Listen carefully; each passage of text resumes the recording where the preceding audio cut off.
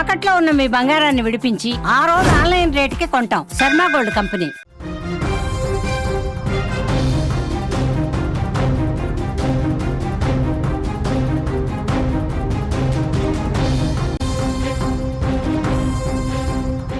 Welcome to Suman TV. Siraj ఎవరైతే విజయనగరం పోలీసుల అదుపులో ఉన్నాడో సిరాజ్కి సంబంధించిన ఒక కీలక సమాచారం మనకు అందుతుంది. సిరాజ్ విజయనగరంలో భారీ కుట్లకు ప్లాన్ చేసినట్టుగా తెలుస్తుంది. విజయనగరంలో 4 ప్రాంతాలు, చాలా ముఖ్యమైన ప్రాంతాలు, పైడితల్లి అమ్మవారి ఆలయం దగ్గర పేలుడికి ప్లాన్ చేసినట్టుగా ఇప్పుడే సమాచారం అందుతుంది. పైడితల్లి అమ్మవారిది చాలా ఫేమస్. విజయనగరంలో మరో 2 నెలల్లో దసరా తర్వాత పైడితల్లి ఉత్సవం జరుగుతుంది. ఈ ఉత్సవంకి ముందే పైడితల్లి అమ్మవారి టెంపుల్ దగ్గర మే 22వ తేదీన, మొన్నటి 22వ తేదీన భారీ పేలుడుకు ప్లాన్ చేసినట్టుగా పోలీసుల దగ్గర నుంచి సమాచారం అందుతుంది. మొత్తం విజయనగరంలో 4 చోట్ల బాంబులు పెల్చాలని సిరాజ్ ప్లాన్ చేశాడు. ఒకటి పైడితల్లి ఆలయం, రెండోది వచ్చేసి railway station, Vizianagaram railway station, అక్కడ కూడా పైడితల్లి అమ్మవారి 2వ ఆలయం ఉంటుంది, అక్కడ కూడా పేలుడు జరపాలని ప్లాన్ చేశాడు. మూడోది వచ్చేసి గంట స్తంభం దగ్గర పేలుడు జరపాలని 3వ ప్లేస్ని సెలెక్ట్ చేశారు. 4వ ప్లేస్ వచ్చేసి విజయనగరం బస్ స్టాండ్లో పేలుడు జరపాలని. మొత్తానికి 4 ప్రాంతాల్లో సిరాజ్ అండ్ సమీర్ ఈ పేలుళ్ళు జరపాలని మొట్టమొదట విజయనగరం నుంచే తమ పేలుళ్ల కుట్రను అమలు చేయాలని ప్లాన్ చేసినట్టుగా ఇప్పుడే సమాచారం అందుతుంది. నిజంగా ఇది చాలా దారుణమైన విషయం. నిజంగా విజయనగరం వణికిపోయే విషయం. విజయనగరం లాంటి చిన్న పట్టణంలో భారీ పేలుళ్లకు ప్లాన్ చేయడం, అక్కడ హిందుత్వానికి ప్రతీకలుగా ఉన్న పైడితల్లి అమ్మవారి ఆలయాన్ని టార్గెట్ చేయడం, పైడితల్లి అమ్మవారి ఆలయంలో పేలుడు జరిపితే అంటే ముస్లిమేతర కుటుంబాల మనుషులపైన, ఆలయాలపైన, సంప్రదాయాలపైన దాడులు చేయాలని సిరాజ్ ప్లాన్ చేసినట్టుగా అర్థమవుతుంది. ఒక విజయనగరంలోనే కాదు, దేశవ్యాప్తంగా కూడా కుట్రలకు సిరాజ్ ప్లాన్ చేశాడు. ఇందుకోసం పలు రాష్ట్రాల్లో అమాయక నిరుద్యోగ ముస్లిం యువకులకు డబ్బులు ఎరవేసి ఉగ్రవాదం ఉచ్చులోకి దించాడని ఎన్ఐఏ, కౌంటర్ ఇంటెలిజెన్స్, పోలీస్ అధికారులు విచారణలో గుర్తించాయి. సిగ్నల్ యాప్ ద్వారా యువకులకు వారికి గాలం వేశాడు. ఇతర యాప్లను వినియోగిస్తే నిఘా సంస్థలు పసిగట్టే అవకాశం ఉందని, అందుకే సిగ్నల్ యాప్ను ఎంచుకున్నట్టు విచారణ వాళ్ళు వెల్లడించారు. సిరాజ్ ఈ స్లీపర్ సెల్స్ను మానవ బాంబులుగా మార్చుకున్నాడని, ఇందుకోసం దేశంలో సుమారు 12 మంది యువకులతో కమ్యూనికేషన్ ఏర్పాటు చేసుకున్నట్టుగా తెలుస్తుంది. సిగ్నల్ యాప్ ద్వారా తరచూ మ్యాజిక్ లాంతర్ అంటూ చాటింగ్ చేసుకోవడం, మాట్లాడడం జరిగేదని దర్యాప్తులు తేలినట్టుగా తెలుస్తుంది. అయితే విజయనగరంలో కుట్రలకి కారణం ఏంటి? విజయనగరంలో 4 ప్రాంతాల్లో పేలుడికి ఎటువంటి ఏర్పాట్లు చేసుకున్నాడని ఒక్కసారి పోలీసుల్ని అడిగితే ఆశ్చర్యపోయే విషయాలు చెప్తున్నారు పోలీసులు. విజయనగరంలో ఏదైతే దీపావళి టపాసులకు కావచ్చు, లేకపోతే చిన్న సంబరాలకి ఏదైతే టపాసులు తయారు చేస్తారో, ఈ టపాసులు తయారు చేసే ప్లేస్లోనే ఆ పేలుడుకు కావాల్సిన పదార్థాలని సిరాజ్ కొనుగోలు చేశాడు.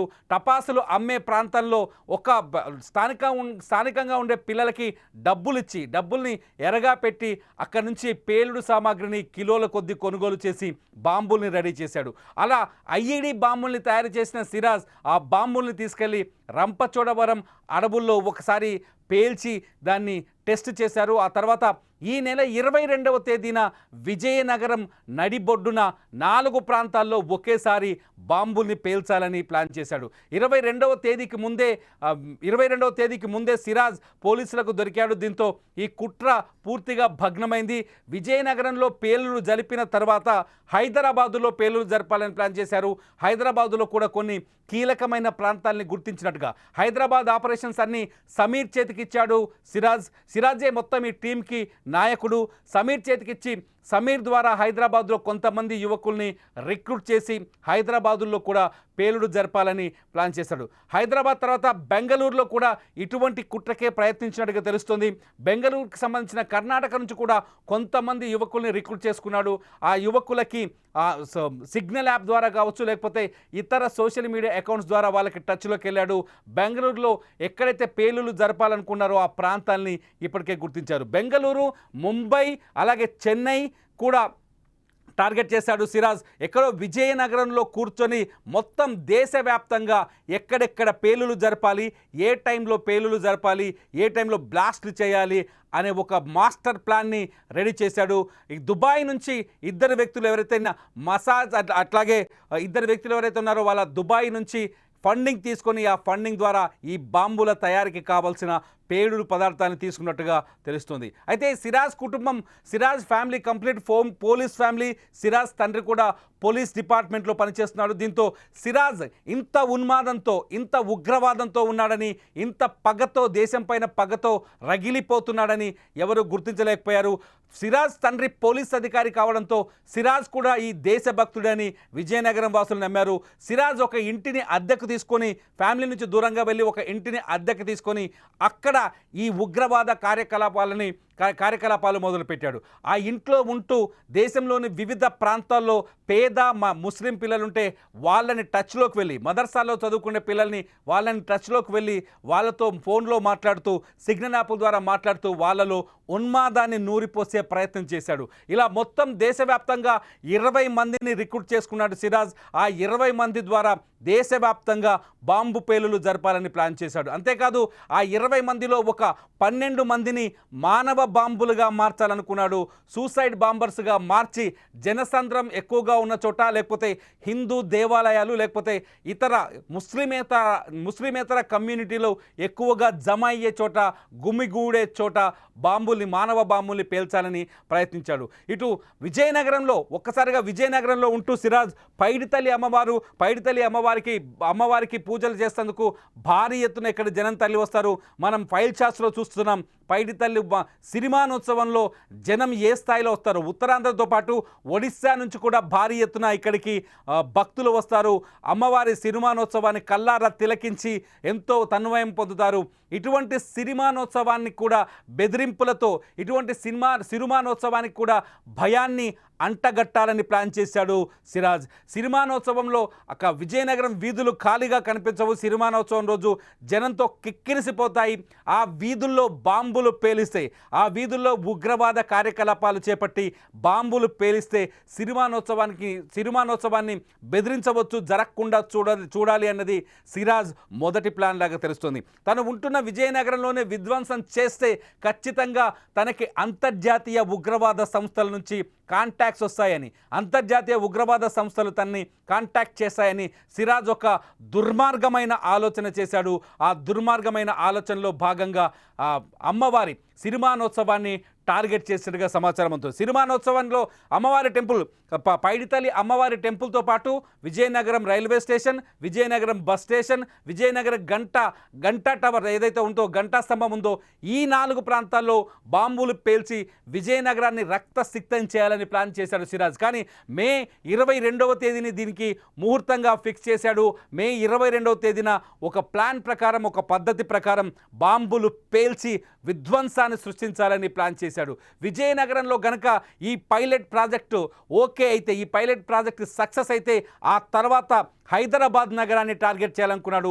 హైదరాబాద్లో కూడా ఇప్పటికే 6 వ్యక్తులతో ఒక టీం తయారు చేసి వాళ్ళని కూడా ఈ పేలుళ్లలో ఇన్వాల్వ్ చేయాలనుకుంటారు. నిన్ననే ఎన్ఐఏ ఈ కేసుని, సిరాజ్ అండ్ సమీర్ కేసుని ఎన్ఐఏ స్వాధీనం చేసుకుంది.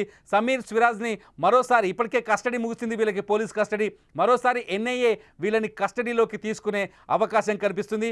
ఇవాళ కానీ రేపు కానీ ఎన్ఐఏ వీళ్ళని అదుపులోకి తీసుకొని వీళ్ళు చేస్తున్న కుట్రలకు సంబంధించి మరింత సమాచారాన్ని కూపీని లాగే ప్రయత్నం చేస్తుంది. ఇప్పటికే ఎన్ఐఏ సిరాజ్ కేసులో ఇన్వాల్వ్ అయ్యింది. సిరాజ్ ఎవరెవరిని స్లీపర్ సెల్స్గా రిక్రూట్ చేశారు, వాళ్ళు ఏ ప్రాంతాల్లో ఉన్నవాళ్ళు, ఎవరెవరు సిరాజ్తో సోషల్ మీడియా ద్వారా సంప్రదింపులు జరిపారు అనే అంశాన్ని పరిశీలిస్తోంది. హైదరాబాదులో కూడా 2 రోజుల క్రితం ఎన్ఐఏ కీలక సోదాలు జరిపింది. సమీర్ ఇంటితో పాటు మరి పాత బస్తీలో మరో 3 చోట్ల సోదాలు జరిపింది. సిరాజ్తో టచ్లో ఉన్న వాళ్ళందరి ఎక్కడెక్కడ ఎక్కడున్నారో వాళ్ళ చిరునామాలు వెతుకుతోంది ఎన్ఐఏ. ఇటు ఇతర రాష్ట్రాల్లో కూడా, పక్క రాష్ట్రాల్లో, మహారాష్ట్రలో కూడా సిరాజ్కి సంబంధించిన ఆనవాళ్ళు ఉన్నట్టుగా తెలుస్తోంది. మధ్యప్రదేశ్లో కూడా సిరాజ్తో టచ్లో ఉన్న యువకులు కొందరు ఉన్నారని తెలుస్తోంది. వాళ్ళను కూడా వేటాడుతోంది ఎన్ఐఏ. 2 రోజులకి నిన్ననే వరంగల్లో కూడా 2 వ్యక్తులని అదుపులోకి తీసుకున్నారు పోలీసులు. సిరాజ్తో ఆ 2 టచ్లో ఉన్నారని, వరంగల్లో కూడా విధ్వంసానికి ప్లాన్ చేసి ఉంటాడా సిరాజ్ అనే ఒక ఆందోళన మాత్రం కనిపిస్తుంది. మొత్తానికి సిరాజ్ ఇంజనీరింగ్ చదువుకొని బుద్ధిగా ఉద్యోగం చేసుకోవాల్సిన సిరాజ్ ఉగ్రవాదిగా మారి ఈ దేశంలో విధ్వంసాన్ని సృష్టించాలని ప్లాన్ చేశారు. మొత్తానికి సిరాజ్ పైడితల్లి అమ్మవారి ఆలయాన్ని టార్గెట్ చేయడం ఇప్పుడు భక్తుల్లో ఆందోళన క్రియేట్ చేస్తోంది. చూస్తూనే ఉండండి. సిరాజ్కి సంబంధించిన మరి కుట్రలు ఇంకెన్ని ఉన్నాయి, సిరాజ్ ఇంకా పోలీసుల ముందు ఎన్ని నిజాల్ని బయటకు కక్కుతాడు, ఏ ప్రాంతాల్ని టార్గెట్ చేశారనే అప్డేట్స్ని మీరు సుమన్ టీవీలో రెగ్యులర్గా తెలుసుకోవచ్చు. చూస్తూనే ఉండండి సుమన్ టీవీ లైవ్.